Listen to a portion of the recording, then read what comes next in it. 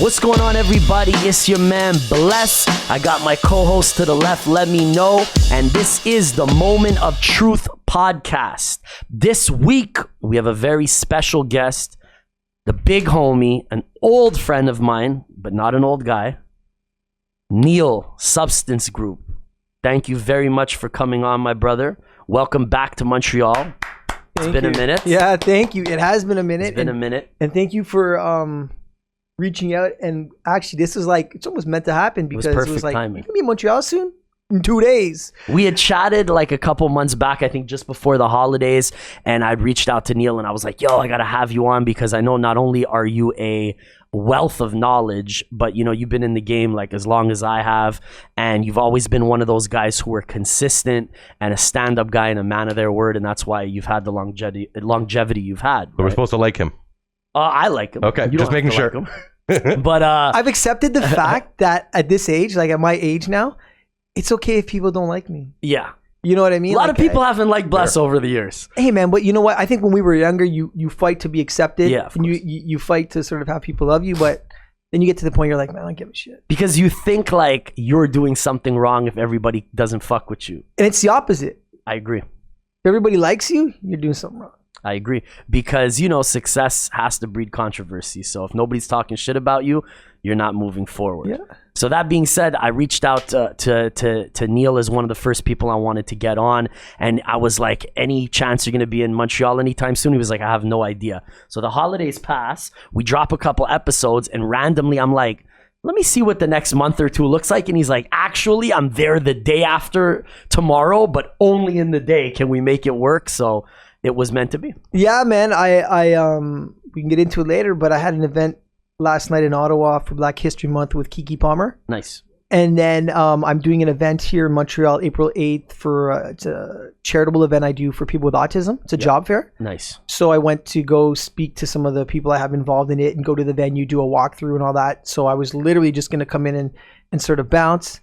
Then I got a call, funny, from you, obviously, but then AJ, our friend AJ. Yeah, shout out AJ, shout out the whole old Echo team at Imperial Distribution. It was, yeah, yes. Group Imperial. Yes, Group Imperial. We're the first people who ever sponsored me when I got my first deal when I was a kid. I was one of the first, I think I was the first English artist they were sponsoring, if not one of the first. You know, she would be a dope person to get on this podcast because she's got some stories. Well, actually, me and her have some stories together where we went to New York to shoot an ad campaign for a brand that they had, me and Guru. Yeah. And then we just had a ball in New York. Guru, like, took us out and it ended up a big after party in the hotel. And that's AJ, yeah, I'm sure. I'll save those stories for when she comes on. But yeah, we had a lot of fun, and the whole Echo group was like so supportive of the hip hop scene in the early days in the city. And you know, you remember, like anybody who was anybody was sponsored by Echo. They were good people, man. Yeah, they were supporting the culture for sure. I was fortunate enough to get in early on that roster, and literally, you know, they saw me through my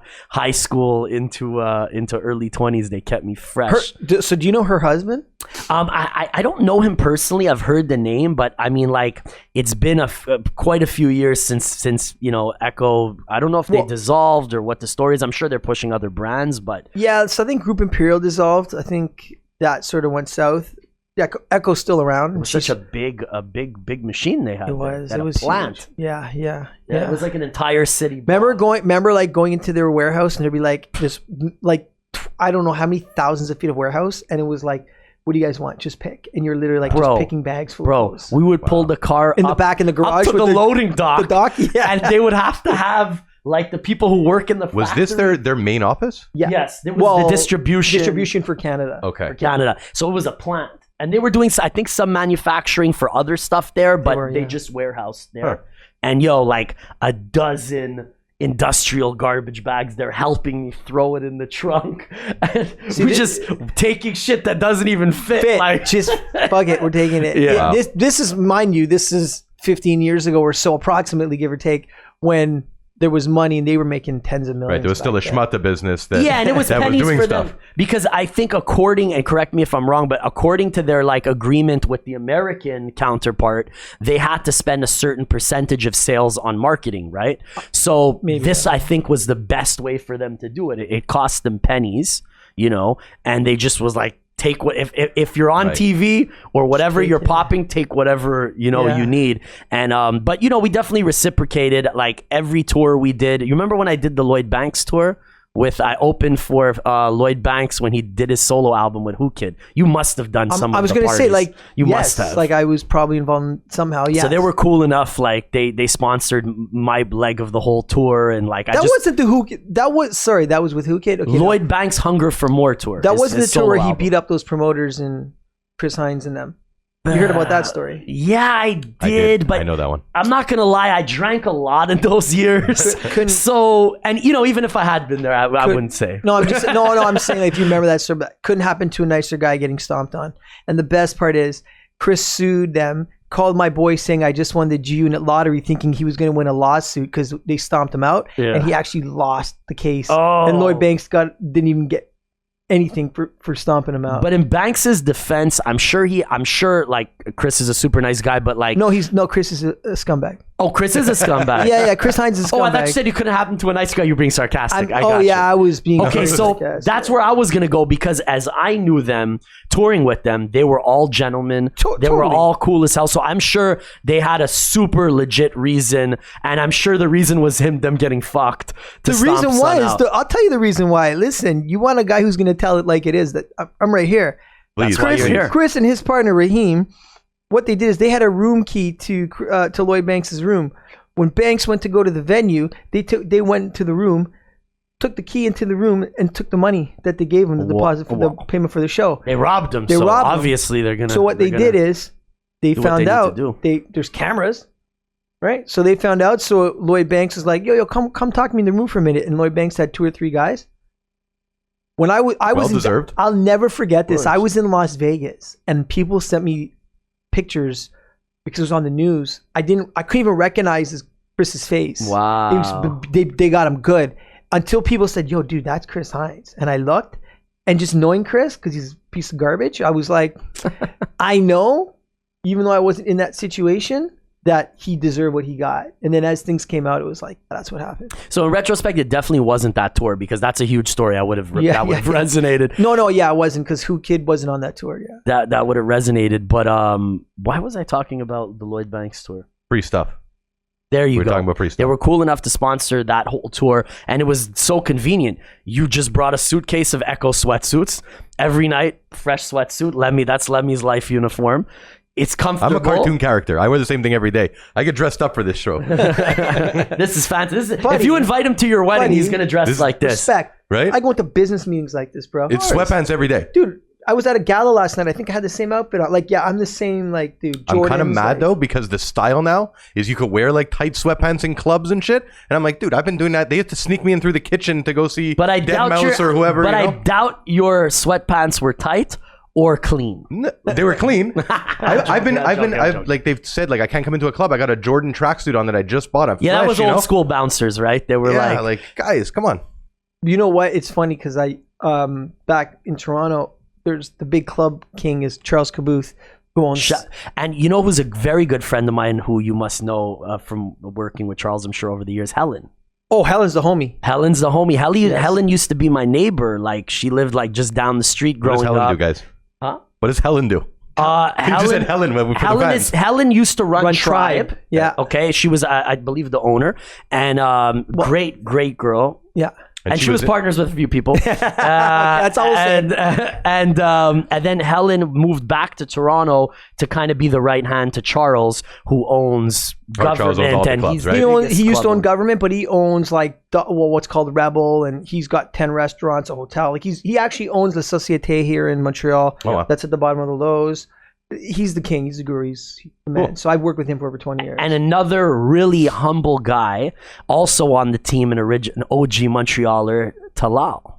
Yes, Talal is a Montrealer. Yes. Yes. So Montreal definitely has successfully infiltrated the hierarchy of Montreal, of Toronto nightlife. No, yeah, for sure. Yeah. And they're always so great. They always take care of us whenever we're there. Yeah. No, you're right. I was there for, at Rebel, we did an event. Shout out my homie Adrian from DMD. You know Adrian Strong? My guy, Adrian Strong, of course. Adrian's the homie. Another guy who I'm loving these shout outs, by the way. I started It's like every third sentence is, yo, shout out. Yo, this is a great episode this already. is the Toronto love. You see, a lot of people don't know, like, I've been coming to Toronto since I was a kid for music. So, like, basically, like, at this point, I almost grew up with these guys. And I feel the same way. It's funny because as I was driving here, like, so my dad's from Montreal. So as a kid, when I was just as long as I can remember, I'd come to Montreal to see my grandmother and my uncles, and I'd be coming to Montreal. But Montreal is like a second home to me. Like I'm driving Montreal. I don't need directions. I know Saint Denis, Saint Laurent, like 40 this, that. So I know my way around the city enough. Like, this is a second home. Like, I come here with my homies and they're like, how did you know how to get here? I'm like, bro, I've been here enough. Yeah, of just course. like him. Yeah. You just get certain cities. I know Toronto like the back of my hand. When I'm there, like, I bump into people everywhere I go. Dude, I don't know if you remember this, but I came to Montreal. This is in the last 10 years, but I had come on just a low-key weekend with my kids, you know, and I was like, let me just come kick it. Didn't call anyone, telling them I was in town. I was just staying downtown by, I think, somewhere off St. Catherine. I was walking and I bumped into you on the street. Very possible. Just like literally you were like, yo. And of course, bless his heart, literally the hustler that he is. He's like, what are you doing, man? Listen, what are you doing a bit? I got some shit I'm working on. I need you to come hear it, man. He's taking you somewhere for sure. And I was like, I love this guy, but this is why I didn't tell him when I was in town. It wasn't a work trip. I need to give my kids these 2 days. Of course. I haven't seen them in 2 weeks. Of course. No, but Do you remember when you came to pick me up from a hotel in Toronto? It was Caravana weekend. And this had to be like early 2000s, Okay. 04, 05, Sure. maybe. And we went out. We had a crazy night. I can't remember where you took me, but it was Caravana weekend. And then we ended up at some Chinese restaurant. Okay. Usually. Yeah, after hour spot. I remember we had a crazy wild night. And that wasn't the year. I'm just curious, but I did this big Caravana party called Caravana Connected, and my concept was to work with the promoter from every city within driving distance of Toronto. So I teamed up with, in Detroit, a promoter and a DJ. It's very possible. So that year, I promoted with two legends of the month. So I had Detroit. I think there was London, Ontario. There was Ottawa, and there was Montreal. Who was the Montreal? Two legends. Who? Ricky D? Ricky D. Shout out Ricky. And Majest. Oh, okay. Both the homies. Those were just Ricky's the dude, yeah. Yeah. And so shout out Majest, of course. And it was funny because Ricky's just like, he's one of the guys I'm going to remember on my deathbed, just laugh. I'm just going to have a laugh. Like, I'll have a laugh. He's a larger than life character. And I just remember going like this because I had seen like about 10 homies outside the club. And I looked at Ricky and I go, Ricky, I'm going to point to you, telling them that this is your party and that like I'm working for you tonight, and just shake your head and say, no, they can't come in. That's it. Just do one of those like no head nods, right? So I walk over, yo, what's good, man? They're like, yo, man, it's your party, man, right? Look, get us in. I'm like, no, man. I go, look, my boy hired me to help just get the word out in Toronto, but it's his club. I'm like, is this guy right here? So I look over and I wink. I turn around, I wink at Ricky. Like, this is a typical Ricky D story. I go, Ricky, is there any way we can get my friends? Neil, what did I tell you? They can't come in. None of this shit. Get inside. And he went like... He starts bitching like as if you're his worker. I think... No. Remember we talked before the cameras came on about when people trying your shit, there's like a delusion? Yeah. I think he went back and really thought this was real. I was like, bro, you just had to say no, they can't come in. He had like PTSD from decades of dealing with these Ricky bastards. like they believed it. Like Ricky is one of those guys, man. He could sell water to a well. You know, like he is like a natural born OG hustler. Yes. Like, you know what I mean? Like realistically, like his character is perfect for what he does. He's a character. It is perfect. He's one of the reasons why I don't have a home phone. I'll tell you a funny story. I did a show back in early 2000s. It was D12 and we did Toronto and Montreal. I gave him the Montreal show. I did the Toronto show. This is when they were actually like popping, and like we sold out 3,000-4,000 tickets in Toronto. I think we did Dome in Montreal. Dome. And, yeah. Me and Sane used to have the Friday. We had a hip hop night. I remember that, bro. Yeah, Come on. I'll tell you a funny story about Sane too. So Ricky, I had dealt with who had the clothing line, Andrea and what's his name? The Shady Clothing. Who was Shady Clothing? You know him. Yes. He had the ponytail. Anyways. So Junior. No, it wasn't Junior. It wasn't Junior. I don't know why I forget his name, but there was Andrea who worked there and this other guy. Anyways, he had a bunch of brands. I know exact. He had the brand 5'4". 5'4" clothing. That's the one. Yes, that's Tannenbaum. Tannenbaum. That's it. Good job, guys. Whew. Yes. So he used to sponsor me too. Yes. So I do this D12. I remember this to this day, and I know if Ricky was sitting. Actually, me and Ricky didn't talk for a while because of it. Me and him are mad cool now, and Ricky would probably give you his version. Mm-hmm. But here's really what happened, and you guys know Ricky, so you know my version's the truth. Ricky called him. What was his first name now? I don't know why I'm forgetting his name. Tannenbaum. Anyway, Ricky calls him and says, "I'm doing this D12 show. Can you sponsor it?" I called him saying, "I'm doing a D12 show in Toronto. Can you sponsor it?" Mm-hmm. He's like, "Well, Ricky called me saying he's doing." I said, "Yeah." I said, "Well, actually, they're both my shows, but I sold the Montreal show to Ricky, so that's his show, and I'm doing this." Mm-hmm. He goes, "I'm going to tell you something, Neil." He goes, "I'm going to sponsor the shows, but I'm not dealing with Ricky D." Why? He's like, "I don't want the headache." He's like, "So here's what I'm going to do. I'm going to give you the money, and you disperse the money how you want for the shows." And he gave me $5,000. So God is my witness. I call Ricky. I got $2,500 for your show. Ricky, in his delusion, no disrespect, Ricky, if you're watching this. He very well might. Cause you're my homie, not because I'm scared of you. But no, serious.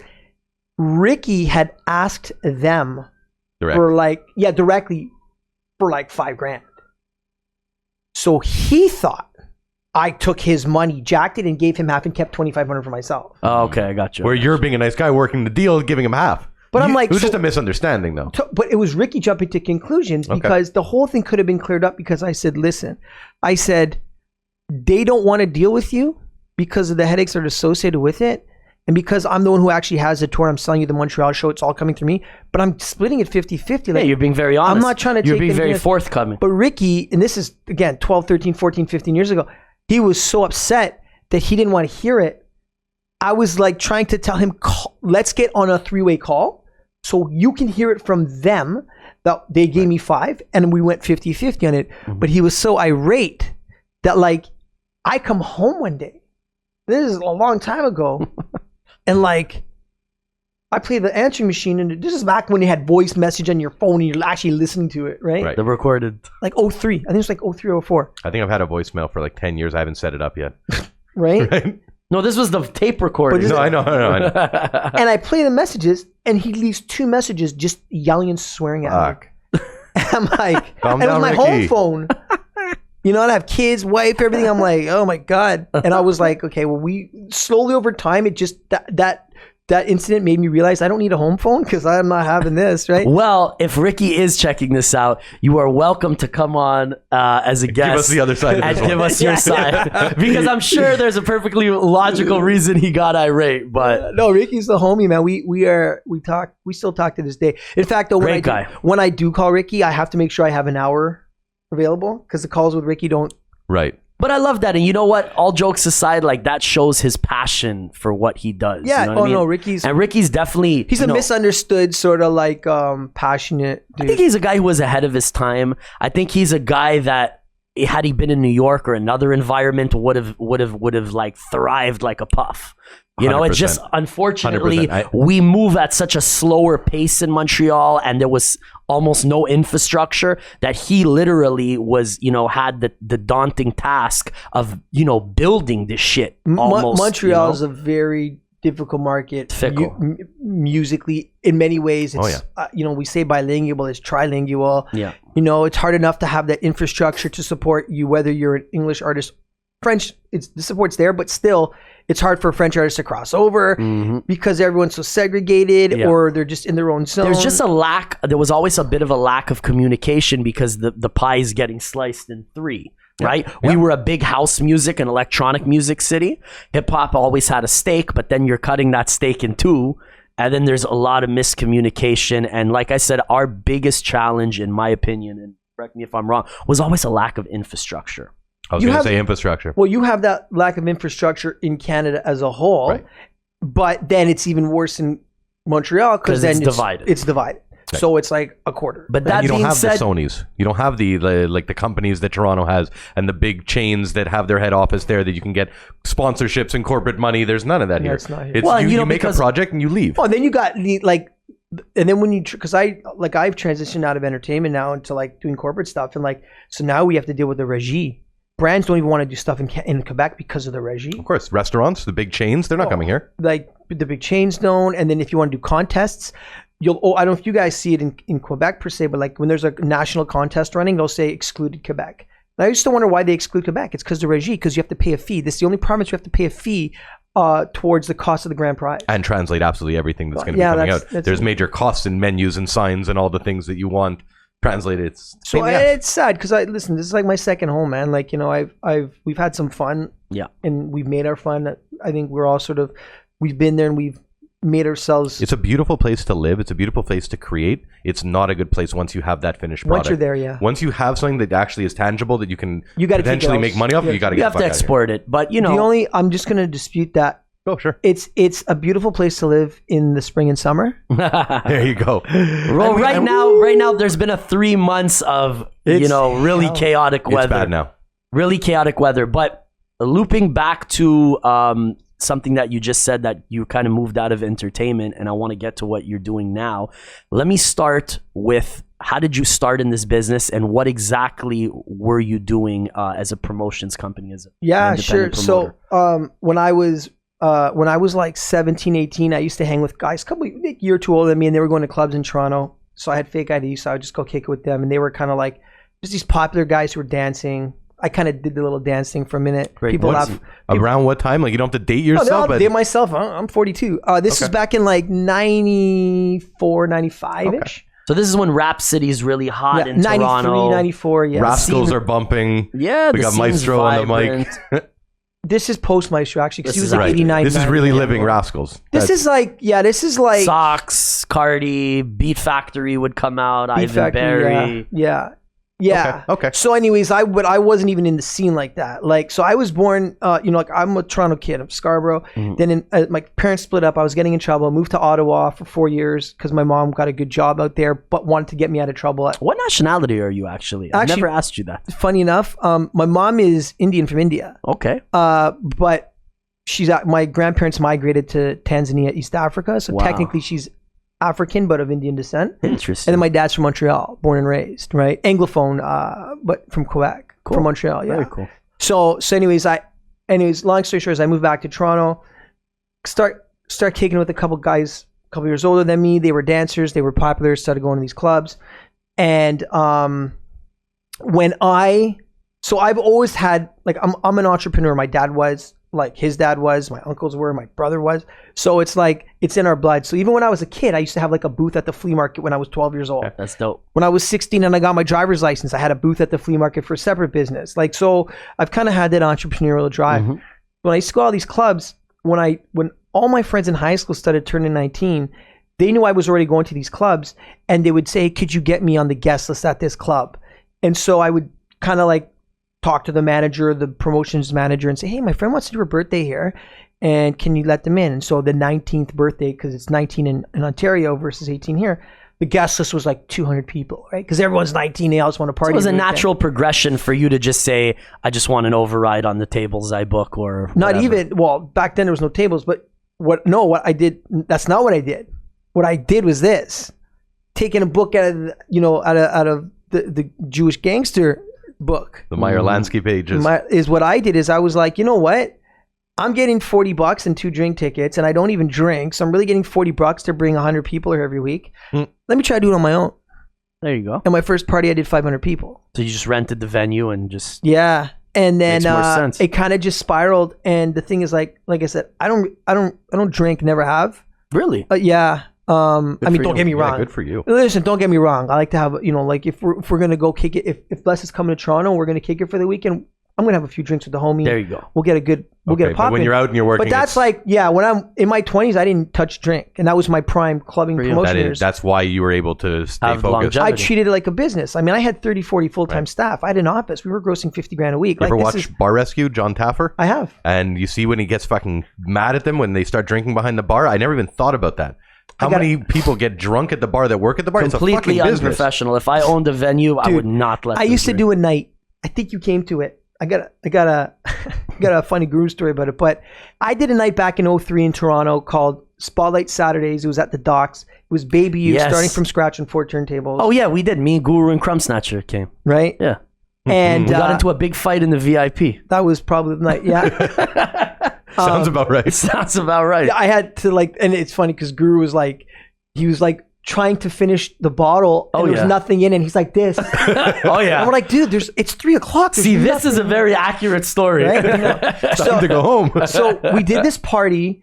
I went to the club because in the winters it was closed, and I said, look, I'm bringing this concept here. It's 4 turntables. It's live tear on flow. I've got like all the promoters from every sort of group.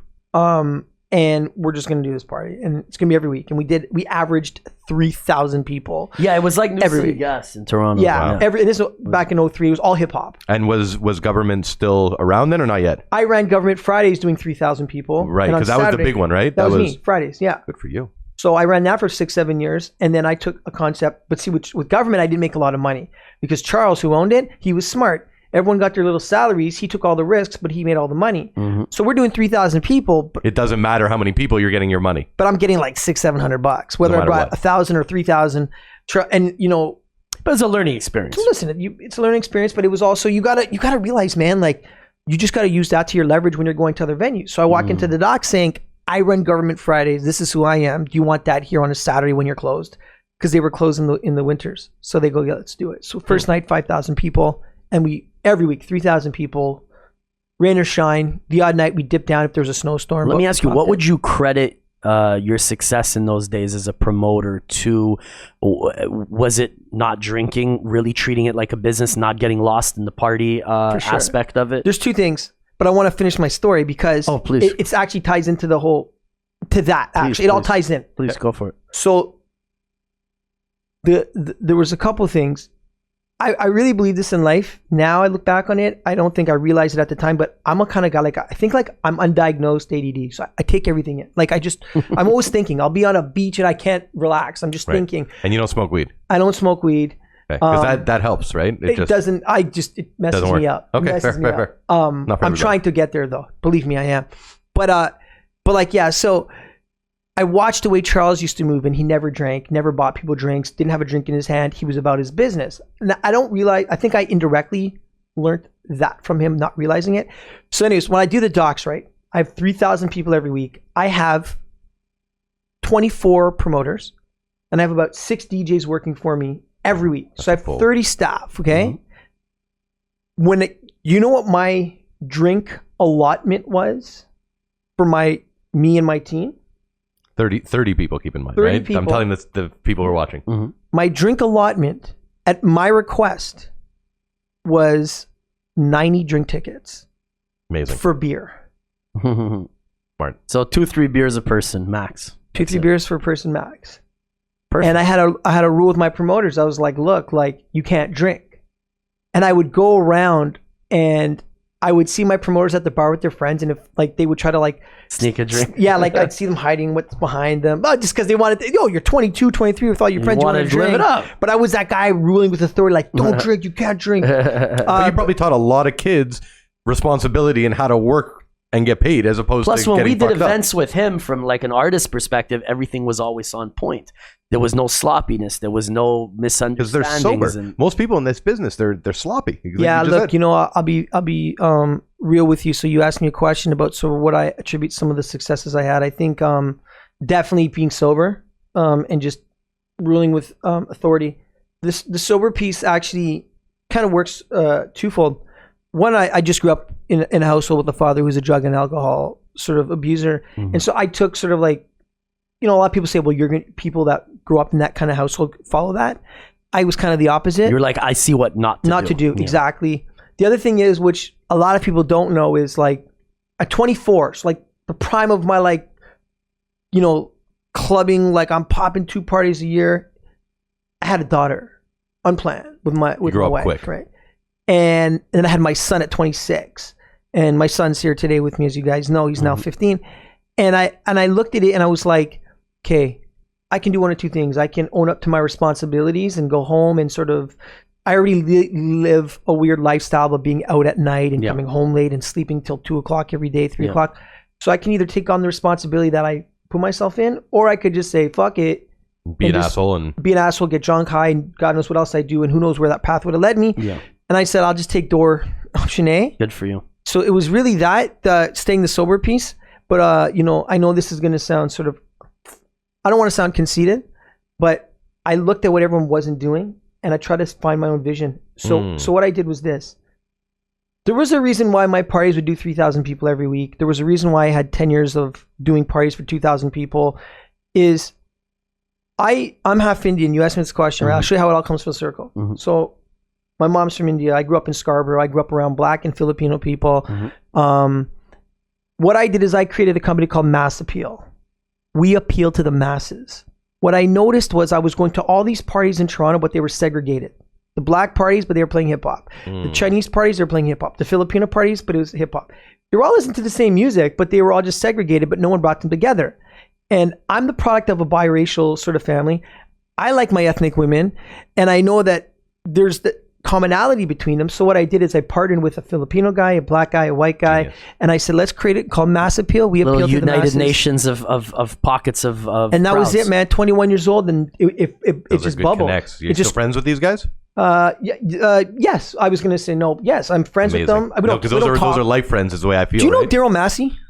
Sounds familiar. He's out in Montreal or Quebec City now. He's moved out there. But yeah, no, man, like, no. These are guys like I'm still cool with. Very cool. We don't talk on the regular, but like, no, they're the homies. Who does, right? But what's that? I said, who talks on the regular anymore? Yeah. So let me ask you. That's really cool, though. Very cool. But it's just like finding that lane and just going with it and saying, look, mass appeal, we appeal to the masses. But then now substance groups started because. That takes me to my next question. Okay, go. What was your question? No, go ahead, please. No, so I'm doing all these parties, right? And we're having a good time with it. We're making money. It's a business, blah, blah, blah.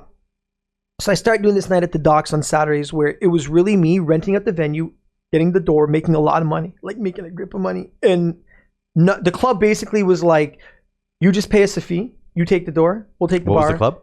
The Docks. The Docks. I think I've been there. It's called Rebel now. Okay. But it was called the Docks. Did Drake do a show there like early in his career? That was the one, right? That was the one. I did a show there once years ago. Okay. Yeah, that was the one. Sorry, I just had to. That was the one. So because I had full autonomy there, I put more, and I was making money. I put more effort into that night than the Friday night, and so things would happen like Bless and Guru would be in town, and they're like, "Yo, we're coming through to kick it." Pharrell would come through and hang out. There was a team called the Toronto Raptors that had just come into Toronto back in the late 90s, early 2000s. Right. They were coming to my clubs every weekend. So and I'm the guy, like I'm the guy, right? So they're starting to meet me, right? And I'm, things are just happening. And then Benson and Hedges had their Gold Club Series thing. Yes, Benson and Hedges. I think we did one of those events with you. We did. Yeah. And so I was the guy to do, because I was doing Fridays at Government and Docks on Saturdays, which were their 2 biggest accounts. They were like, we want to work with you exclusively to do some of these hip hop shows. We trust you. You're not kind of like ghetto. You're not difficult. Like you get business. And so I was able to do like these hip hop concerts back in 2003 with like everyone. And so I ended up really funny Montreal connection to the story. I get a call from this guy named Romero. Shout out Romero.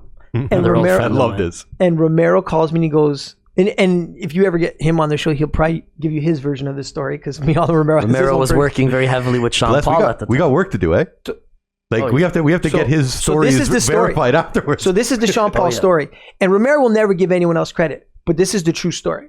This is like true story. So Romero is like best friends with Jeremy Harding. Jeremy Harding was Sean Paul's original manager who lived in Montreal. Jeremy, I remember. You know Jeremy. Mm-hmm. Jeremy lived in Montreal, went to Concordia. And when Jeremy was nobody, Romero was like, yo, stay in my house, sleep on my couch, work security at my clubs because Jeremy's a larger gentleman. Like larger, he's a big guy. So years later, goes by, call it 5-10 years later, Jeremy's managing some up and coming hip hop reggae artist named Sean Paul. Sean Paul drops some song, Give Me the Light. Blows up. Mm-hmm. Jeremy calls Romero and goes, you remember all those years that you had my back? Well, look, I'm bringing it back to you. You get Sean Paul for a Canadian tour if you want it. When that was happening, I believe you probably hooked it up. There was a video shoot that I think they did at Government or the Docks or something. Didn't Sean Paul shoot one of his videos? He did a couple of videos in Montreal. He actually did Toronto I'm talking about. Sorry, in Toronto. He actually did a video in a basement with Drags. You know Drags? Yes. That was Drags' basement. The Give Me the Light video. Was it Give Me the Light? I think don't remember. so, yes. And there was some controversy. Somebody ended up getting popped or something. Yeah, I don't know. But I remember it was, I believe around 2003, we had launched my first solo album, Platinumberg. And I remember we were at the hotel and Sane called us and said that he was at the Sean's video shoot at the Docks. Might have been one of those. That wasn't that video. Wasn't me. But so Romero calls me, goes, "Hey, dude, I got a problem." He goes, "I got Sean Paul, but I don't really have relationships across Canada to book a tour. And Agency Group and SL Feldman have been calling Jeremy to get Sean Paul because he was really hot at the time. So he's like, I was managing a DJ at the time named Baby U." Of course. And so Baby U lives in Atlanta now, right? LA. Oh, he's in LA. He was in Atlanta for a while. He was in Atlanta for 5-6 years. Now he's been in LA for 2-3 years. So Baby U, I was touring I was booking him to DJ across Canada. So I had the plug with every promoter in every city. Mm-hmm. So Romero's like, look, man, I've never really routed a tour. Can you help me get this tour popping? Because like realistically, if I don't get it done in the next couple of days, like I'm going to lose this tour because Jeremy can't wait. And Agency Group and Feldman they want this tour and they could have turned the tour around like that. Mm-hmm. So I'm like, all right, I got you. Call everyone, every city. Call G-Man out in Vancouver. Shout out G-Man and Risk, my brothers in Vancouver. These names, these were across the country. Like Neil is saying, there was a circuit, exactly. And it was Neil, G-Man, and his partner Rob Risk, and a handful of other guys across the country that literally were controlling the circuit when it came to hip hop and urban events in general. And these guys all one after another embraced me so lovely. So shout out to all of them and to you. Of course. It really helped. It helped that I was in Toronto, and so the reality is a lot of people kind of see what Toronto's doing. So it helped me because some of these guys, when I reached out to them, it was like, oh, Neil from Toronto's hitting me versus Neil from Saskatoon's hitting me. Right. Saskatoon gets Wednesday night and you get Friday every time. It's right. I have a great Saskatoon guru story after. Remind me. Oh, Guru in Saskatoon? My God. I don't know if I want to hear that story. My God. So so Romero calls me and goes, can you put this tour together? So I get the routed tour done. And then I get a call from Benson and Hedges and they're like, yo, listen, Rob Lisi, who created the Gold Club Series event, who I talk to this day, we talk once a week. Lisi goes, we want that Sean Paul tour. We'll just pay for the whole damn tour. And so I get a meeting going with me, Romero, Jeremy, Rob Lisi. Now, anybody that knows me, I'm the kind of guy where like, if we're going to do business, I'm not going to like try to like not have you meet this guy and that guy. Let's just be open about it. Very transparent. I'm too transparent. You eat, I eat. You eat. We all eat together, and we keep it moving. And you know what? Maybe I could have made an extra $10, but you know what? I'm okay because we all ate, and I'm about long-term vision. That's right. I was about to say that's how you cultivate long-term relationships, and you leave a good taste in everybody's. Right. So I bring Romero to the table, Jeremy, and the head of Benson and Hedges marketing at the time, Rob Lisi, and we crack a deal. I'll never forget. It was in the Milestones restaurant in Toronto, and so me again. I'm just getting into doing concerts. I wasn't really doing them yet. I was still doing my parties. Yeah. And so I did my 2 shows in Toronto. I did a all ages show and I did a 19 and over show with Sean Paul. The show sold out. I made a lot of money and not going to front. It was a blessing and a curse at the same time. You know what I mean? Like you're young and things are working out real well. And the doors open. Like, I'm like, I can make this kind of money doing all this. Wow. It's too good to be true. It's dangerous. Right. Yeah. And so we did the tour. And so Romero looked like a god because he got sponsorship from Benson and Hedges. He did a 10-city tour, Sean Paul. All the dates sold out. He kept Montreal. So he's just eating nice. Right. So at the end of the tour, and bro, look, I didn't go on any of the dates. I did my Toronto show. This was Romero's tour.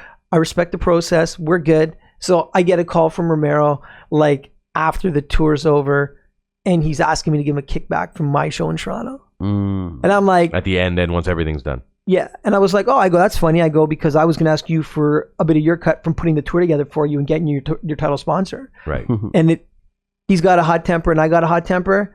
And so we pretty much... You didn't speak for a couple of years. We still haven't talked. Okay. Really? Yeah. Well, there was 2 issues. There was that. And then there was another like seedy thing that he did. See, me, I don't give a fuck. Like, what I'm telling you is on camera. This guy's no joke, eh? This is raw. This is my homie. my favorite guest. Guys, you know what? Romero's my homie. Ricky's my homie. Like, these are all guys I grew up with. No, but Ricky and I are and cool. he's not talking shit. He's actually just speaking his mind. And of course. there's So no you know hate what? here. All jokes aside, this is the platform for that. I love it. I love it. So get it. But hey, listen, man. I always tell people what I say behind your back, I'll say in front of your face. Fuck Don't yeah. be mad. Fuck yeah. Like when people say, "I heard you talking shit," I go, "Maybe. What did you hear I said? And who did you say? Who told you?" Because I have to make sure I'm accurate about it. Right. Like for real, you know, like we can You talk take this about shit talking serious. Yeah, Right. like you know, we're not kids, right? Like let's just be grown men. We can talk about it. We can do something else. So, anyways, Romero used to be. He was the first guy to. I'm a loyal dude. He was the first guy to call me to book Baby U in Quebec, and I was like, cool. So Romero, ever the intelligent businessman / opportunist, was like, I want exclusivity for Baby U because at the time he was like the guy. I'm like, all right, cool, man. Like, you know what? You showed us love. Like, I'm all about exclusivity and rocking with people who showed us love. Sure. So at the time, Romero was starting to like really be out of the scene though. He wasn't like, this is like late 90s, like I think Coquinos he had just opened on Saint Laurent there, and I like think he had a club called Polyester too at the time. maybe, but it wasn't. Sounds It just familiar, that name. it was more like dope spot. it was more like Romero was sort of not as much in the trenches anymore, and he was sort of migrating to just being a little bit more of an OG at the time. So I'm getting all these calls from promoters in Montreal, like Goon Tribe and Hamansu and all these cats, and they're like, "Yo, we want to book Baby U," and I'm like, "No, I can't. I gotta call Romero." But Romero got this sense of like, you gotta call me if you want Baby U in Quebec. And so he was like, for every show I would do in Montreal, I'm turning down like 3 or 4 out of respect to Romero, to the point where we weren't even getting a booking for 6-7 months in Montreal.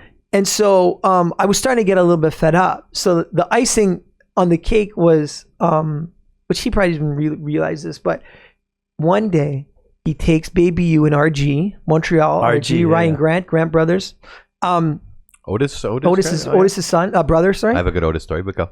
Otis, yeah. I went to school. I went to Lindsay, so he was there. Okay, yeah. Just quickly, Roy Jones Jr. is fighting. Yeah. And right after the fight, they have a huge assembly, and I had a stereo in my locker because there was no books in there, and I put Second Round Knockout, which was the song that Roy Jones came out to. Okay. Yeah. And he came up to me and said, "Take that shit off right now." Like, Otis did? Otis, yeah, because I thought it was being funny, and he was like, "This is not a joke." Like, It's funny because Otis is like totally not a comp. He's totally such a quiet guy outside. he's a like, great guy. I was an asshole. But Anyways, go. no, so what he does is Romero had a hookup on suits. So he brings Baby U and RG to his suit guy, and he goes, try these suits on. And so the guy gives him the suits, whatever, right? So Romero goes, I'm going to take the suits off your feet tonight, right? So the suits are $350 each. So you guys got a suit $700. I'm taking off your feet. You know, I'm paying you $1,000, so you get $300 tonight. So Baby U, RG, they're young. They're in their early 20s. They got some fresh suits. They thought they got a deal on that were $1,000 suits for $350, whatever, right? So now, remember RG's from Montreal. Small world. Otis Grant, very well-known boxer. He's royalty up in this city. He tells his brother, I got this suit. Romero put me on. Brother goes, I know the guy. I know the tailor. Well, fast forward 6 months later, RG needs another suit. He says, yo, give me the guy's number. Because Romero's not trying to give out the tailor's number. Right. So he gets the tailor's number. Suits are $100. Suits are $250. Right, motherfucker. Sorry, Romero, I don't But know you, what? but Hold motherfucker. up. In Romero's defense, Dirty. Look, man, he was trying to make a living. No, that's he not was cool. wheeling and dealing. No. I'm trying, petty. Romero. I'm trying. petty. I practice good Once business. again, I am a diplomat by nature. No, you know what? Romero is also welcome to come on and always tell his side, Yeah, because man. Romero's always been lovely Listen, towards me. I Nothing but love. am a guy, and I know he's gonna.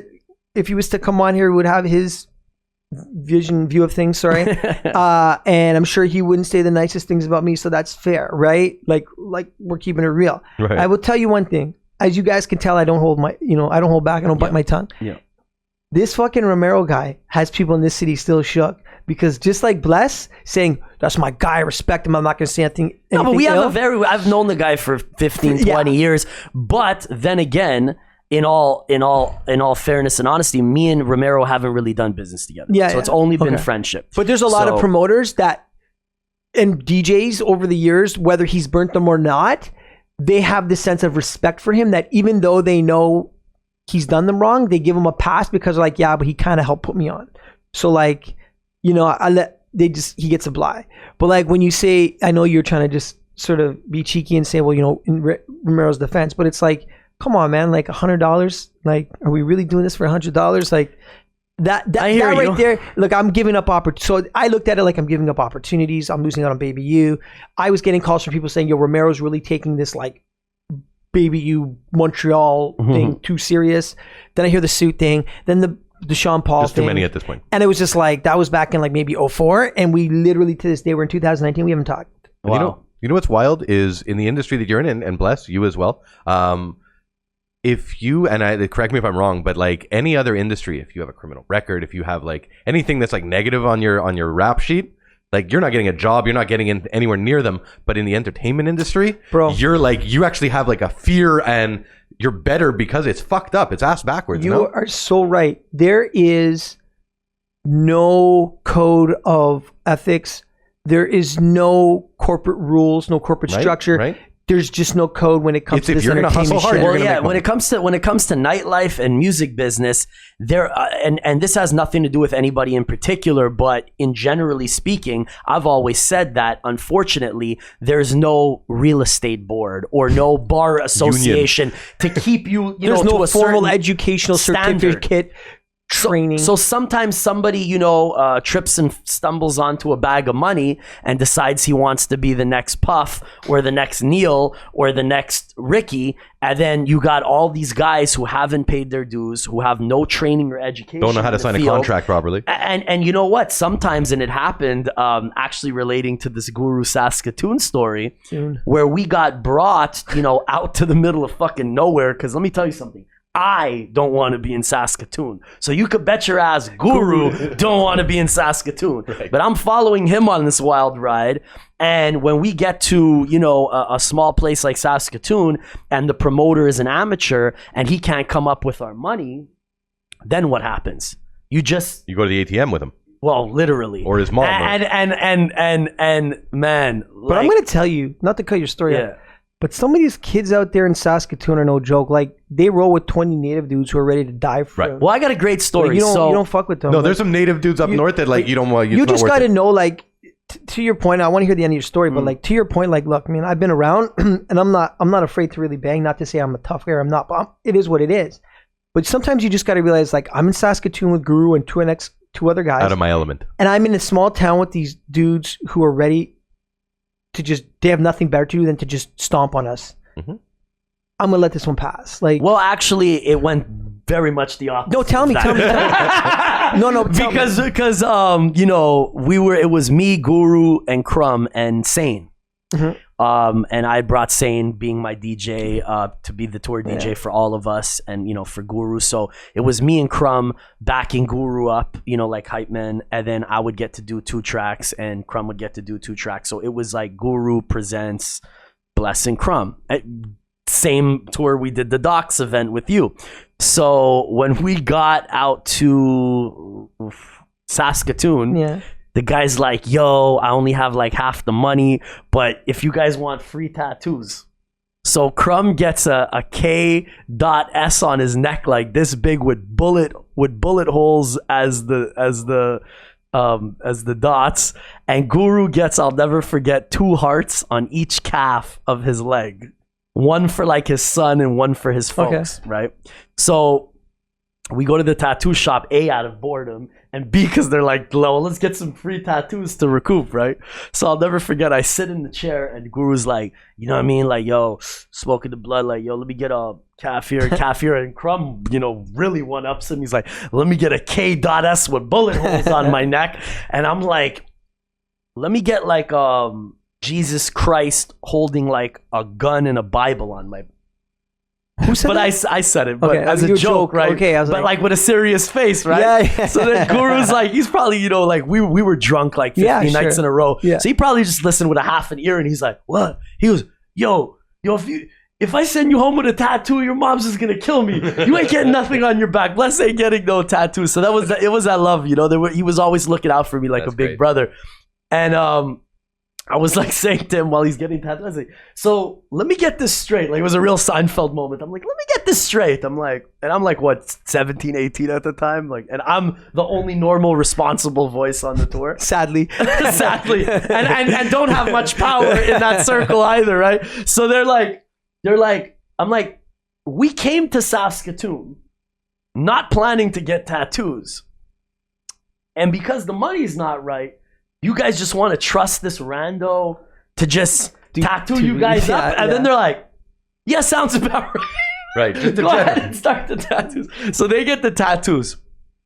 So the guy's like, don't worry, I'm going to have your second half for this show, and the next show I'm doing in Edmonton. So you have to see this guy again. So that was his leverage. So he's like, so I'll get you the tattoos, and that's completely on me, and I'll have the second half of tonight's bread and all your money ready when you get to the next city. I'm doing both shows. Right. So I mean, what the fuck choice does Guru have? Like, you're stuck out in the middle of nowhere. You gotta, like he said, we're kind of at their mercy, right? So we're like, all right, whatever. So we fly to Edmonton, and the show is in the West Edmonton Mall at a venue they had. Which venue? Big. Reds. Yeah, Reds. Right. So I've never been to the West Edmonton Mall, but growing up in Canada, we all know like that's the biggest mall in the world or whatever. Maybe there's one in Dubai, but at the time it was one of our big attractions. So, and Crumb, you gotta come on the show to talk about these old stories. So we had just gotten into a fight at the docks, which was your party. Okay. Where, dudes were, rolling down from the stairs at the docks from the VIP. Yeah. And Sane is like, Bless, like, what did you get me into? And I'm like, shut up, Sane. We're going to continue the tour and it's going to be epic. So at this point, Edmonton. We're drunk on every flight. We're barely making the flights. The airlines are not letting us on. Fucking Sane's ready to quit the tour. He's sitting on one end of the plane. Yeah, he's done with you guys. Yeah, he's done with us. And I'm like towing the line between when I'm sober, I'm responsible by nature, but when it's go time, I'm like all in. I'm really like, I'm actually enjoying it a lot. So we get out to Saskatoon. The promoter can't pay us. They get tattoos. We have a good laugh. Don't worry, guys. Everything's going to be straight by the time you get to Edmonton. Did you get the other half in Saskatoon? Or no, you got to wait? He's going to take care of everything in Everything's in Edmonton waiting for you. Yeah, great. Sure it is. Great. Right? But we have no choice because we have another 10 dates to do and we're heading west. We're ending up in Vancouver and all that. So he sends us a limo to pick us up from the airport in Edmonton. So we're like, okay, maybe he learned his lesson and he feels bad and everything's going to be good. And there was a write-up on Crumb in XXL. It was like an unsigned hype kind of section they had. And it was a little bio, and the whole bio talking about what a great MC he is and this extensive rap sheet that, he got shot like 6 or 8 times and he came out of jail to the Moment of Truth album. There's the tie-in, the Moment of Truth podcast. And that, and they just gave a real rap sheet on him, right? So when we get out of the limo to go to sound check at the venue, this promoter who knows he owes us money. Game time. Has the fucking XXL in his hand, and the first thing he says is, "Hey, I was reading this article on you, Crumb. Pretty interesting. Nudge, nudge." And Crumb's like, "Yeah, no doubt. Just have the money ready." You know what I'm saying? Like we're not playing anymore. So we do a quick little sound check. We go to the hotel. Oh.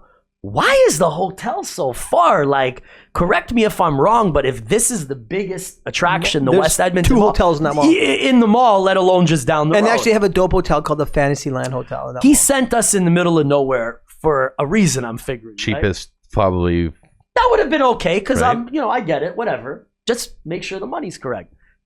Doesn't 9 o'clock, 10 o'clock, 11 o'clock, 12 o'clock, nobody's calling us. Can't reach him.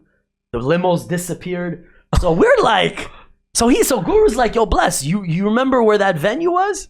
And I'm like, the West Edmonton Mall. Like, it's the fucking most famous thing in Canada. Mall. It's like massive. So we call a fucking taxi cab on our own dime, take like a $75 cab. You don't know if you're going to perform to the or beat West someone up. Edmonton Mall to be like, what the fuck? Did you forget about the headliner?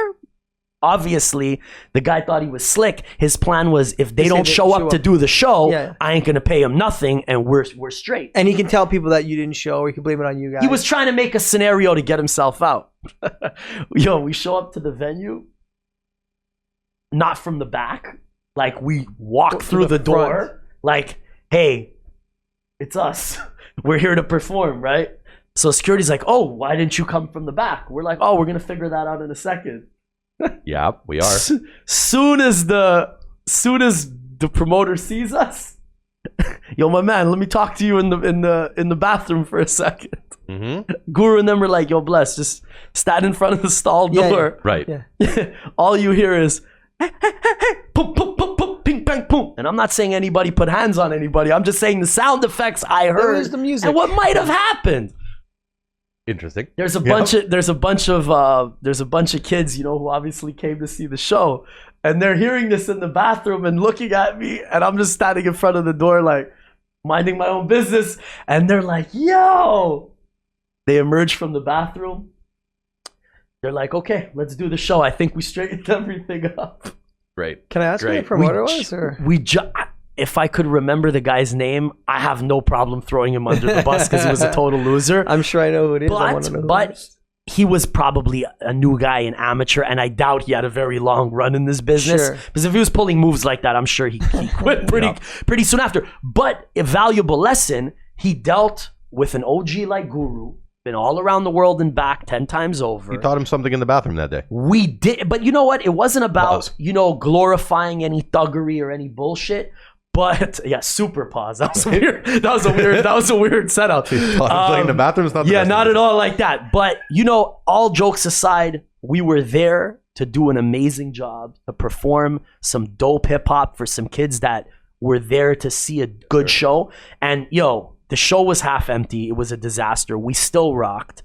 And those kids came up to us after and were like, yo, that was the dopest show we saw. We didn't even expect you guys to want to perform. You know what I mean? Because that night was fans slow. for life at that point. And then you know what? Looping back to our conversation at the beginning, the promoter wasn't even mad. He was very apologetic. He understood he was in the wrong.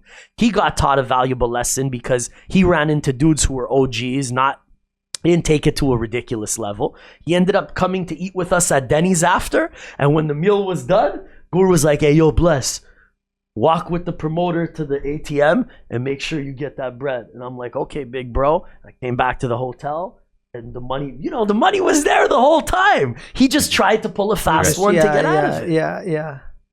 That's the game, man. I mean, God bless, man. This in the entertainment industry, it's a very people only see the glamorous side of it. Right. And I learned like the fans only saw the performance piece.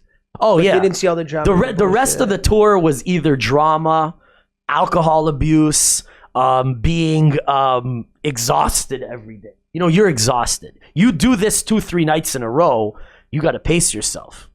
Your voice is getting hoarse. Yeah. You know what I mean? I was last night I did an event with Kiki Palmer in Ottawa, and I was talking to her mom, who was her manager, and we were talking about like just touring and all this, and when it gets tiring, there's no one that's really there to have your best interests for the most part. Absolutely. If you're on your own little vibe, so you're not really trying to listen to people. The people around you can't really trust. It's a bit lonely. It's a very tough industry. Right.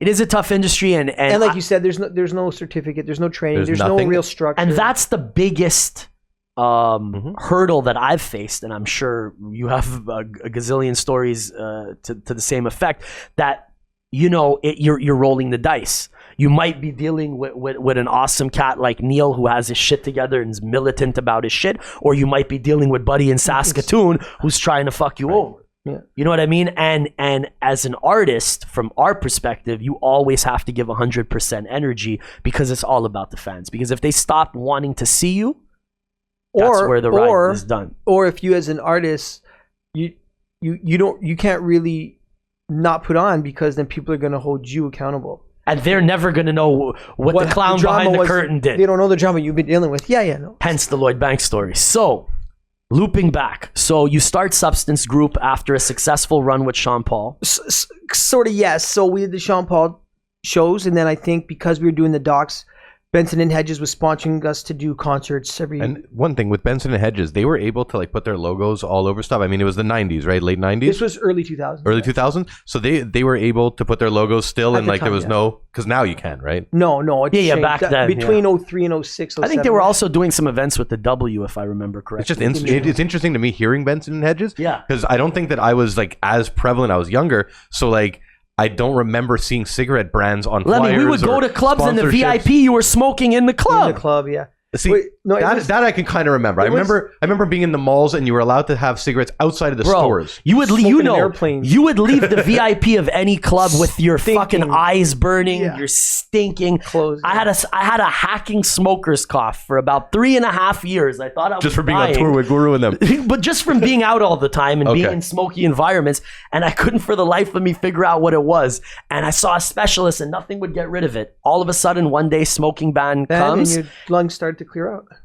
and I never had this again. I you know go. that's what it was attributed. Interesting. I was curious because you keep saying Benson Hedges, and I'm like, it's mind-boggling to me that was actually like It was, and the then main sponsor of a show. It was, and then it changed to they couldn't put their logo, so then they called it Gold Club Series, Mm. and then from Gold Club Series they couldn't use that, so it was just the colors black and gold. Mm. To eventually the program faded out. Right. But yeah, like it started like this, and just kind of like in terms of what you could do. So as I did. They were sponsoring my shit. Mhm. So here's what happened. I at the time, just to answer your question, is Mass Appeal. I had all these people working under me, but there was 2 other groups of guys that I just kind of vibed with. That I was like, yo, man, like we're doing these parties and these clubs. collaborate. Let's collaborate and let's create an umbrella company. But let's make sure it's something that has some depth to it. I go, let's call it like Substance Group, like Great a name. group that has substance to our events. Mhm. So there can be more things like of substance. And when we come together, because you're going to do some of your own parties on your own. I do government on Fridays on my own. This is and, the substantial but event. when we come together, these events have substance, and Nice. these are I like the that. bigger parties. So what's some of the highlights, just a couple names, that some of the bigger things that you guys were able to do with Substance Group? So, yeah, a lot of some, just quickly, like some of the highlights, like, I mean, I was the first guy to bring Kanye West here and tour him. His piano player at the time was John Legend. On the Jesus Walks. It was the Jesus Walks. Is that what was Yeah, College but- Dropout tour, right? Yeah, I mean, but I'm saying that was That his was big it. record. Did you do? I bet you did. Great. I got a Kanye story. So I got a few. I'm sure you do, but I'm sure you must have been with us. So we did. We were at the Much Music Awards, and this is the first time I meet Kanye in person. And he performed Jesus Walks, like white blazer, like full on out Jesus Walks, preppy Kanye. And then we went to Travis's club that he used to have Inside. with Vince Carter. Inside, yeah. So the after party was there, and it was me, Kanye, my boy Will, shout out Will, and Don C.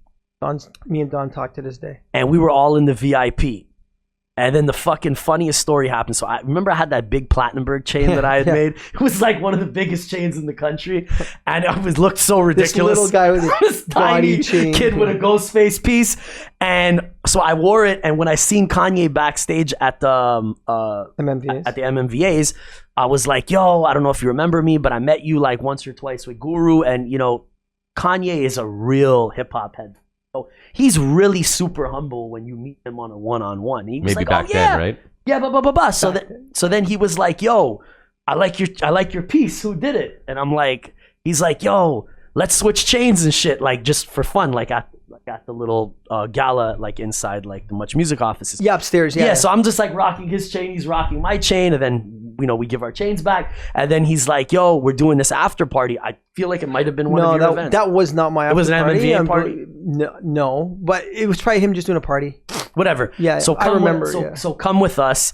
So we're in like a VIP. You remember inside it's like a little crevice. Yeah, It's yeah. the size of where we're sitting. Okay. And there's like 100 people trying to squeeze in to get close to Kanye, and it's getting like awkwardly packed where people are like, and can't like find you can't fit any more humans.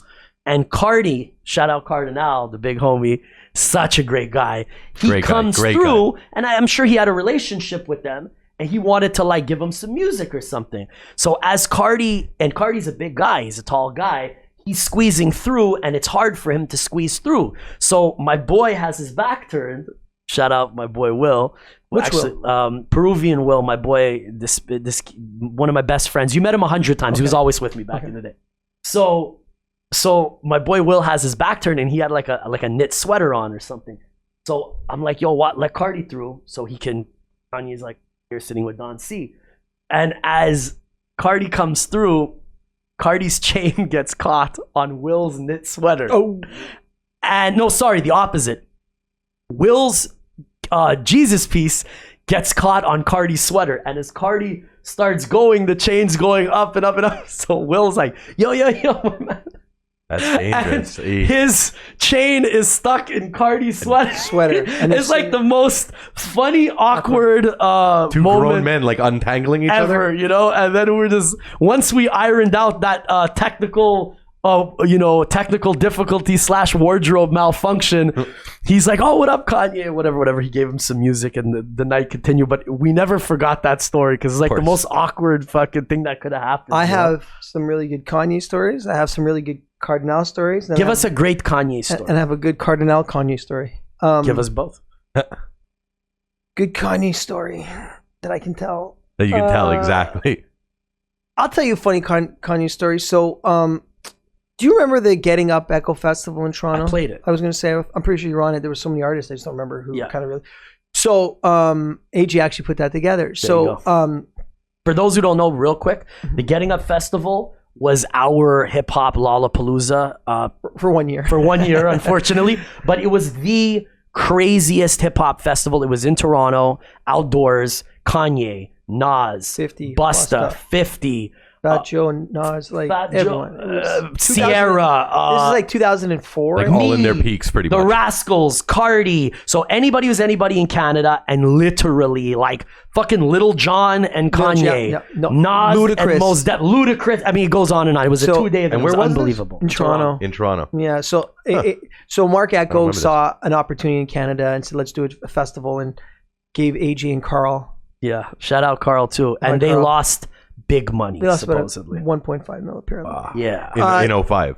Pardon me? In 05. This, yeah, it was like 05. Okay, so that's like probably two times that now. Yeah. So I was in charge of like running the festival for the most part. It was AJ's festival and Carl's, but like they did a lot of things wrong there. They wouldn't listen, but like you give someone $2.5 million and say go put a festival together, and you've never done it. There's a lot of room for error. AJ got bamboozled because what she did is she connected with the agent in the hip hop industry, right? And she's like the agent, and Kara. Mm-hmm. And so Kara Lewis. Yeah. So Kara kind of like was like, I'm gonna book all the artists on your festival. I got you, because she controlled, like she was the agent for like 80% of them.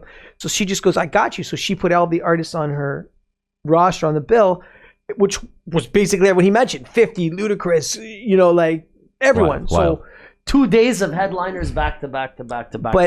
The two things I told AJ was, one, I had already brought most of those artists in the market within the last 6 to 9 months. That's a problem. So be careful. So I'm like, look, like, just did a show with that guy 2 months ago, so people aren't coming for him, right? Yeah. The other issue was she paid like triple what she should have paid for all the acts. She didn't know their value. Right. And she didn't consult with people to be like, what's reasonable? Yeah, like, is 80 grand worth it for this guy? It's like, no, he's worth like 25 or 30. So she got bamboozled there. But anyways, so after we did the after party for Kanye West on the second night, and my partners at the time were like some serious OGs, and so we do this party. So Lil Jon comes in first because he hears about the party. So Kanye's. Oh, I was there with Martini from Vancouver. It was what was the name of the club? G-Spot. I was there. That was a crazy party. Do you remember bro. what happened? Okay, watch. I remember. It ended in typical Kanye fashion. So this is 05. So Lil Jon, Ludacris, and Kanye kind of walk in within 5 minutes of each other. We're upstairs in like this VIP area. So the DJ sees Lil Jon, so he does a 15-minute little set of Lil Jon. If he sees Luda, he does a little 15-minute set thing of Luda. So the MC walks over to me with the cordless mic, and he goes, Don C's standing next to me, and Kanye's right there, and he goes, and at the time I had worked quite a bit with Kanye, so we became very friendly, and so he goes, yo man, can you get Kanye to say something on the mic, because we're gonna do like we're gonna blow off the party now, and so we're in a very confined area, just like you mentioned, like small area. So like Ludacris is 10 feet from Kanye, and Little John's 8 feet from Kanye, and Kanye's there. So I go, Con, can you say something? He's like, nah, man, I'm good. And then he goes, matter of fact, he goes, yeah, let me say something. Give me the mic. Oh, fuck. So I give him the mic. Coming. He goes, you know what? I've been in this club for over 40 fucking minutes. He's like, I hear Kanye, I hear Luda shit, I hear John shit. I'm about to drop the hottest album in the world in 2 weeks, which was a second album. Mm-hmm. Which was the truth. Yeah. And he's like, and I've been in here, and I'm the hottest artist in the world, and I haven't heard one Kanye West song, and this is a Kanye West after party? He goes, I'm leaving, and I'm going to cross the street to Little X's party. Because Little X threw a party across the street at Republic just to do his own Little X party. Yeah, this was on Adelaide, right? No, on Richmond. Oh, Richmond, sorry, near Adelaide. Yeah, whatever. right there. Yes, I remember that night. And so Kanye throws the mic down, And bounces? walks out. Wow. I look over at the MC, guys like this. Yeah, we fucked up. And then I look at Dawn, and Dawn, she looks at me like this, like, that's Kanye. Kanye leaves, and I swear to you, people that were involved in that party are serious dudes. Like, they don't show up. They were pissed. They were like, where's he staying? Right. Wow. Now I'm you have an obligation to your business partners and Kanye West, which is a very dangerous. It's just like, I don't know where he's staying. Okay, perfect. That's it, right? But he didn't go to X's party, which that would have caused a real problem. Right. He left and went back to his hotel and did his thing. And then the next day, I go back to the hotel to kick it with him, and it was me, Mos Def, Cardinal, and Kanye. And there was a rumor at the time. This is another quick funny story, but there was a rumor at the time. Actually, before I get to the rumor, Kanye had the CD of his new album. Shit. In this room that he was staying in, which is like wow. the dopest room in Toronto to this day. It's like a 3-story penthouse suite, like Bono, and everyone stays there.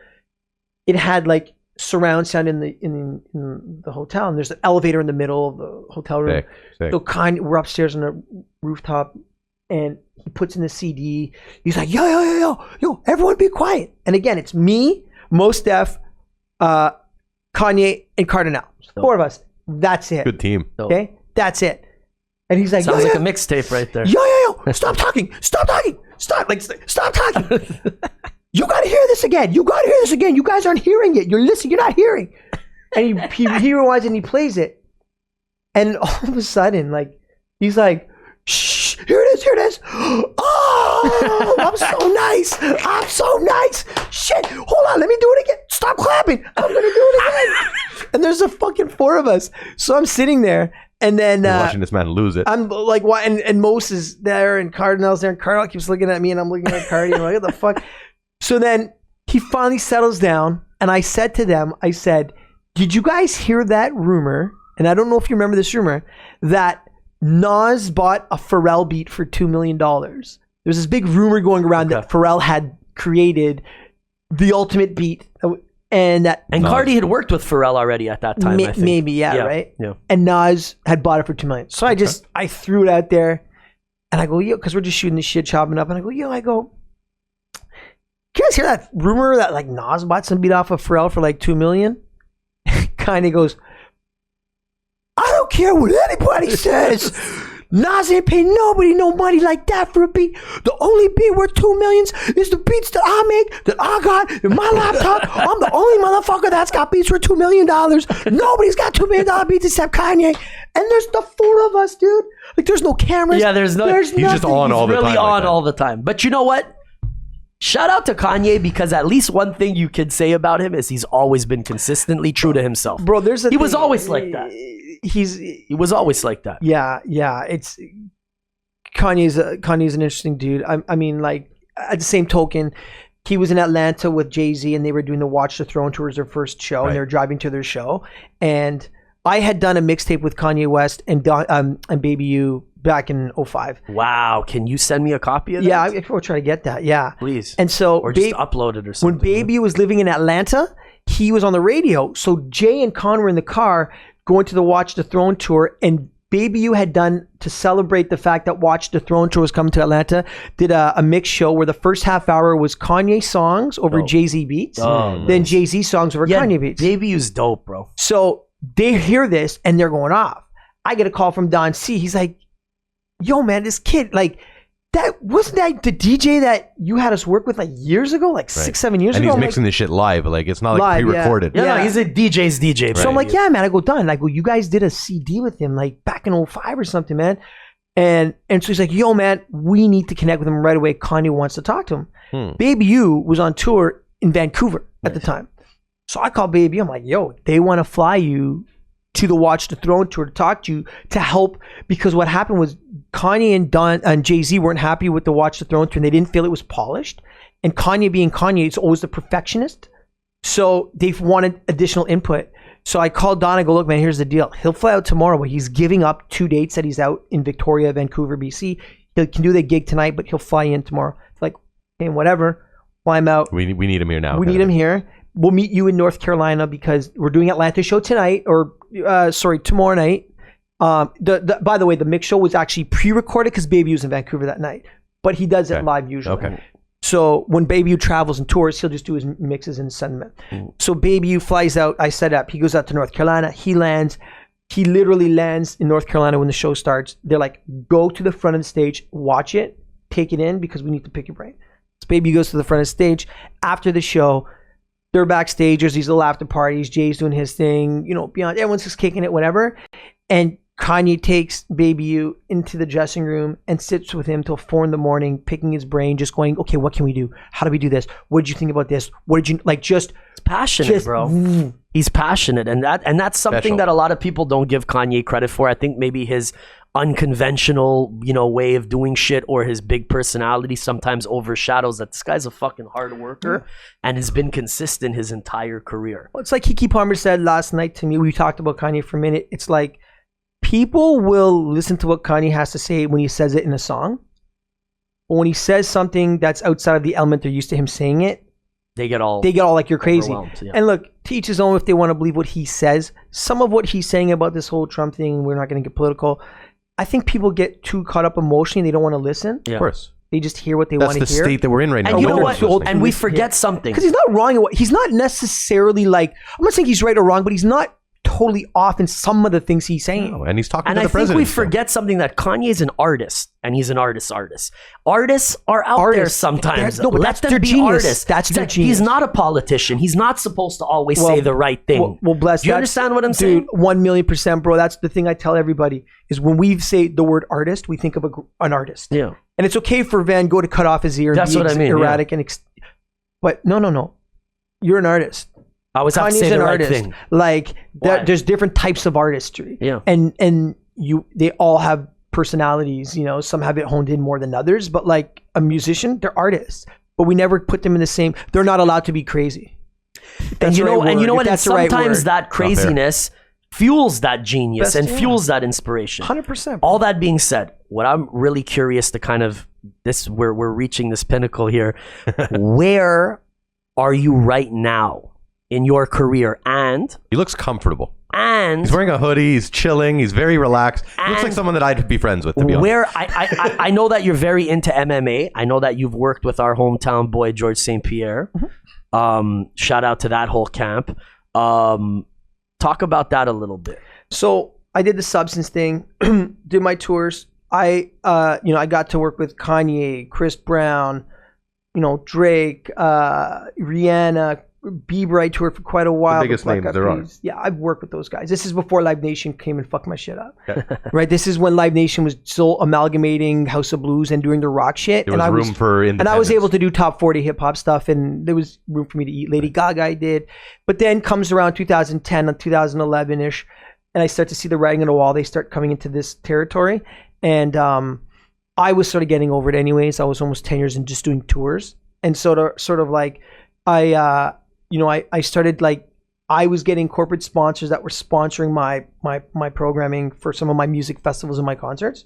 And so they started asking me to help them with little things here and there. Like, hey, Neil, we're doing this event in Montreal where like Chromeo's DJing, and it's an open bar, but we need to get 300 people out, and we can't get them out. And I'm like, when's the event? Oh, it's in 6 weeks. And I'm like, okay, we'll pay you $10,000 to get us 300 people. Sold. To a free open bar party with Chromeo DJing. I can do that. Yeah, that's fine. You fucker, why didn't you call Bless to do that? Yeah. I would have done it for 2 G's. Right? Because I got it done for free. You bastard. So he's like, Bless won't do it for free. So like I start to notice a bit of an opportunity there. And what I learned is my actual mentor, who's from Montreal, who moved to Toronto but then moved back to Montreal, Will Lewis. Don't know if you know Will Lewis, but he was the manager of Dome, who left that and went into the marketing world, and he was like the VP of a big marketing agency. Okay. Cool. And now he's moved back to head up a tech company here in Montreal, right down the street here in the Plateau. And so Will looks at me one day a few years ago, and I'm like 30, 39 at the time, and he goes, "What's your value proposition?" I'm like, "What the fuck are you talking about? What's your value proposition?" I go, "What does that mean, man?" He's like, "Do you know what your value is?" I go, "No." He goes, "It's your network." He goes, "Your network is your value." He goes, "There's a reason why corporate brands are calling you now to work with you. There's a reason why big agencies like mine want to work with you, because you have a network.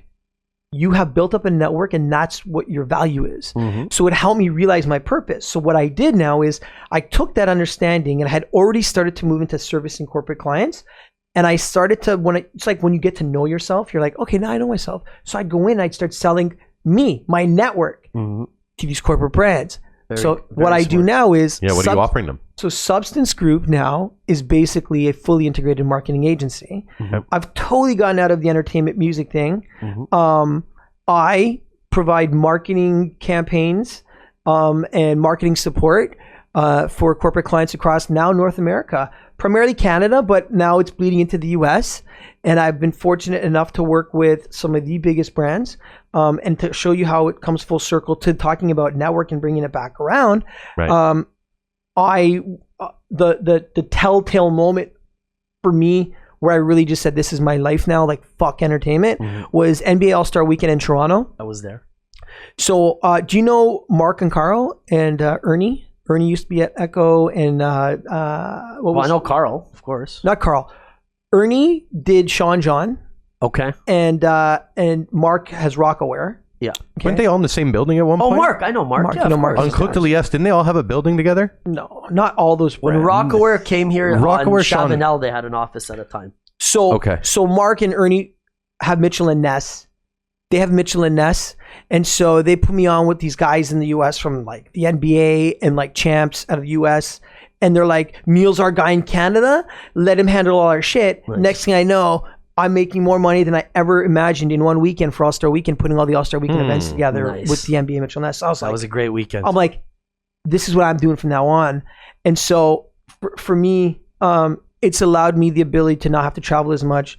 It allows me to be the ability to not risk my own money on my concert tours and stress out about if the artist is going to get over. Yeah. It's allowed me the ability to actually build a business and create a company and actually build the value. Good for you. And hire the right staff. Like you said, man, like it's like now I'm not just hiring my homies or just hiring dudes who are going to hustle and handle flyers. It's like I'm handling people who have structure, who have understanding a of background in whatever field you need them for. Exactly. So I'm doing these marketing campaigns and I love it, and I'm able to tap into my relationships in the entertainment industry often. Like last night at Kiki Palmer, I booked something for the University of Ottawa. We reached out to people. Kiki came and did it. Nice. So I'm still tapping into my relationships I've established. Just using it on a more Don C for Mitchell. And check this out for All-Star Weekend. Mitchell and S has a collab with Don C. They were selling $500 hats, right? The Don C hats. The guys from Mitchell and S pissed off Don C, so Don wasn't coming. I called Don on the strength. I go, look, man, don't worry about that. Don't worry about any of this. I'm in charge of this shit. The guy from Mitchell and S didn't mean to insult you, but he did. You got to come. I built this $200,000 pop-up shop. Your shit's featured all over it. I said, you and I go back 15 years. I need you to come. He goes, I'm coming for you. Book my shit. Nice. And so I went back to Mitchell and Ness and said, I got you, Don C. He's now coming after he said no to you. So it's just, that's what I'm doing. Well, and then I'm so happy that, and I think a lot of people watching this, younger cats especially, could learn that you were in the trenches. You were consistent, and then finally, after 15 years plus, you finally found that niche and that sweet spot. And I think whether you're an artist, a producer, a promoter, a marketing agency, it's all about finding that niche for yourself. I And tell I'm my happy son, that you did my that. son's 15 and he's all beating himself up about what he's going to do after high school and I said to me, his name's Take your Nicholas. time, homie. I'm like, man, you got time. Enjoy life. Like, enjoy your youth. Like, I'm not putting pressure on you to get straight A's. I'm not putting pressure on you to even go to college or university right after school. Like, you've got it good right now. Just enjoy yourself. Figure it and out. I'll help you and we'll figure it out together and we'll get there. That's great. But he's in it. No, but Dad, I want to know now. I need to figure it out. Doesn't work Well, like at least he's ambitious. Yeah, he Right. is. Like, I figured it out where I'm at. I'm in a good place. I've been able to do a lot of charitable work now. So I started another company called Substance Cares, which is just doing community social responsibility initiatives across Canada, which is why I'm doing my job fair across Canada for Nice. autistic people. So I'm just on that path, and I'm still got my gym. I'm in the MMA space with my gym out in Toronto. So I partnered with the Grant brothers, opened the gym in Montreal and Toronto. We since kind of parted ways with the Otis and Howard here. Right, but well, they're Monster now, right? yeah, they're in Monster Gym in West Island. And so, but we got our own thing going. So we've got that gym we've had for 10 years, me and our GR partners in that.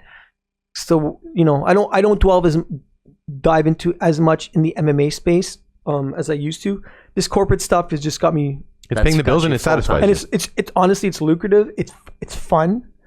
And not only that, but it's finally an outlet where you can properly use all your contacts from the music. Dude, like I don't go out on weekends. Like I'm in bed by 10, 11. In the summer, I'm not ashamed to admit this, I'm gardening. And people are like, what? I'm like, dude, I was not home for 15 years. Right. Yeah. Like now I just You enjoy the I'm opposite. antisocial. Like my daughter or my son the other day said, Dad, you're very antisocial when our friends come over. You're like, you're not very nice and outgoing. And I'm like, yeah, I lost that a lot. Not Don't come back. intentionally. You don't come back when you have a little bit of time to yourself and you realize how good you are. I'm gonna come to town and pull you out of retirement. No, but when for I a night come, when or I two. kick it, like, what And I'm you're here saying? now Like, and you're- when I'm here and I'm vibing, very yeah, articulate. yeah. Well, You know? definitely, Neil, salute to everything you've done for our culture, man. And Respect, brother. fucking your contributions to the scene are fucking legendary. Yeah, thank you. Thank you so much for sharing your story. Thank you so much for being here, my brother. I really appreciate it. And you are welcome back anytime. And I'm not just saying that. Next time you're back in town, we'll do a little panel vibe or something. No, yeah, get Romero and Ricky. Well, all here, jokes. right? Right. We'll get Romero and Ricky, all three of you on the couch. We're not even saying a word. Like, you guys just and go. it's your podcast. Yeah. Curated by us. I like All that. right? I'm down. Thank you for coming. Thank you for having me, and thank you for the kind words. And hey, and same to you guys, man. Respects for everything you've done and that you, you're man. doing and continue to Thank do. you so man. much. We'll continue to do it, man. We all do it for the same reason because we love this hip hop shit. This is the moment of truth. Thank you for tuning in. I'm your boy Bless, my co-host Lemmy to the left, the one and only Neil Forrester Substance Group in the building. Thank you again, sir. Thank you. Yeah, represent one time on the M.I.C.